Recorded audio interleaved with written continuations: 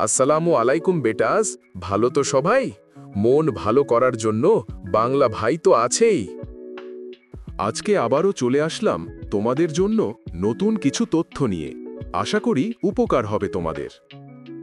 আমার সাথে UK view দেখে চিল করবেন, ইনফরমেশন শুনবেন, ভালো লাগলে মনে রাখবেন, না ভালো লাগলেও শুনে রাখবেন, পরে কাজে দিতে পারে কোনো সময়।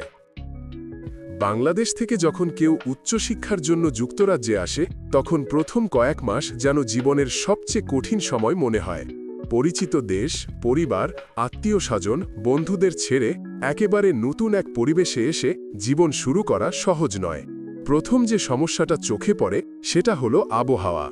আমাদের দেশে রোদ, বৃষ্টি, গরম সবকিছু সহজভাবে আসে আর যায়, কিন্তু এখানে আবহাওয়া একেবারেই আলাদা।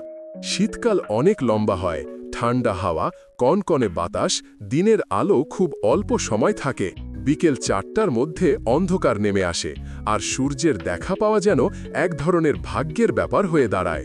এই পরিবেশে শরীর মানিয়ে নিতে পারে না সহজে, মাথা ব্যথা হয়, ক্লান্তি আসে, অনেকে হালকা ডিপ্রেশনে পড়ে যায়।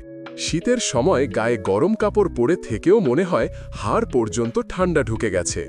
তারপর আসে ভাষার সমস্যা। আমরা বাংলাদেশে ইংরেজি পড়ে আসলেও এখানে এসে যখন লোকেরা দ্রুত গতিতে ব্রিটিশ উচ্চারণে কথা বলে, তখন সবটা ধরা মুশকিল হয়ে যায়। বিশ্ববিদ্যালয়ের ক্লাসে যখন লেকচারার দ্রুত পড়ান বা গ্রুপ ডিসকাশনে সবাই একসাথে কথা বলে, তখন মনে হয় অনেকটা ফাঁকা হয়ে গেছি।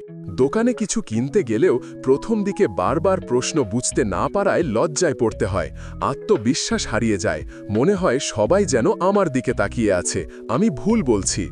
ধীরে ধীরে মানিয়ে নিতে হয়, কিন্তু শুরুর সময়টা খুব অস্বস্তিকর। এরপর আসে টাকার চিন্তা। যুক্তরাজ্য এমনিতেই ব্যয়বহুল দেশ, তার ওপর আন্তর্জাতিক শিক্ষার্থীর টিউশন ফি অনেক বেশি। বাড়ি ভাড়া, ট্রান্সপোর্ট, খাবার, পড়াশোনার বই সব মিলে মাস শেষে হিসাব করতে গিয়ে মাথায় হাত দিতে হয়। বাংলাদেশ থেকে যে টাকা আনা হয় সেটা ধীরে ধীরে শেষ হয়ে যায়, আর তখন বাধ্য হয়ে কাজ খুঁজতে হয়। কিন্তু ভিসার নিয়ম আছে, সপ্তাহে কেবল 20 ঘন্টা কাজ করা যাবে, তাই কাজ পেলেও সীমিত আয় দিয়ে সব ম্যানেজ করা কঠিন হয়ে দাঁড়ায়। অনেকেই রেস্টুরেন্টে, হোটেলে বা ডেলিভারি সার্ভিসে কাজ করে। শিফটের পর শরীর ক্লান্ত হয়ে পড়ে, আবার পরের দিন সকালে ক্লাস ধরতে হয়। কাজ আর পড়াশোনার ভারসাম্য রাখতে গিয়ে অনেক সময় ফলাফল খারাপ হয়ে যায়, মানসিক চাপ দ্বিগুণ হয়ে ওঠে। বাসা খোঁজাও একটা বড় ঝামেলা। বিশ্ববিদ্যালয়ের কাছে থাকলে ভাড়া আকাশ ছোঁয়া, দূরে থাকলে প্রতিদিন ট্রান্সপোর্টে অনেক খরচ হয় আর সময় নষ্ট হয়। শেয়ার্ড হাউসে থাকতে হলে আবার অন্য দেশের শিক্ষার্থীদের সঙ্গে মানিয়ে নিতে হয়, রান্নাঘর, বাথরুম ভাগাভাগি করতে হয়। সেখানেও অনেক সময় ঝগড়া বিবাদ হয়। কারোর অভ্যাস পরিষ্কার পরিচ্ছন্ন, কারো আবার একেবারেই উল্টো, ফলে অস্বস্তি তৈরি হয়। পড়াশোনার ধরন নিয়েও সমস্যা হয়।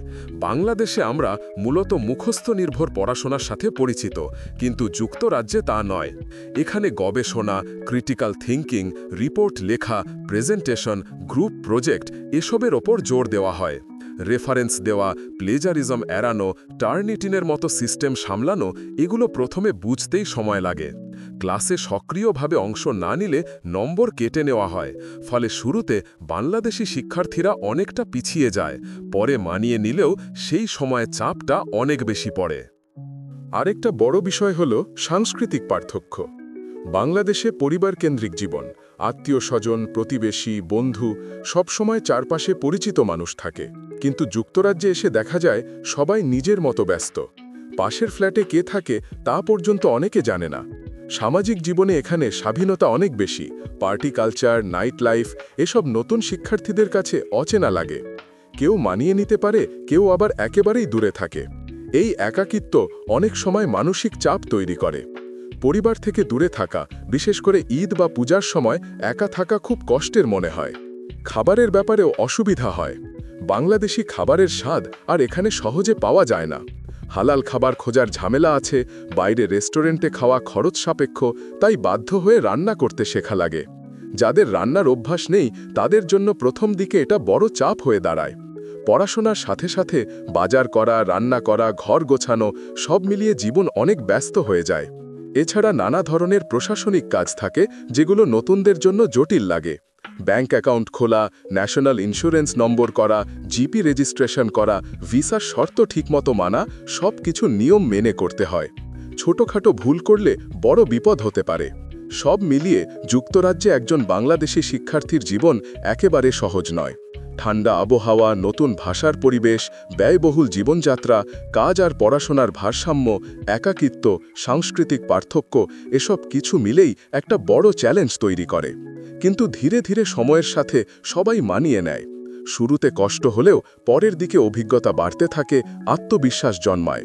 যারা টিকে থাকতে পারে তারা পরবর্তীতে অনেক শক্তিশালী হয়ে ওঠে।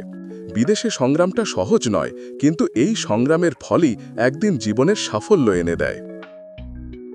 তো এই ছিল আজকের জন্য। আবার কালকে আরও কিছু ইনফরমেশন নিয়ে আসবো তোমাদের জন্য। সাবস্ক্রাইব করে সাথে থেকো আর বলবে কি ইনফরমেশন উপকার হবে বেশি। ধন্যবাদ বন্ধুরা।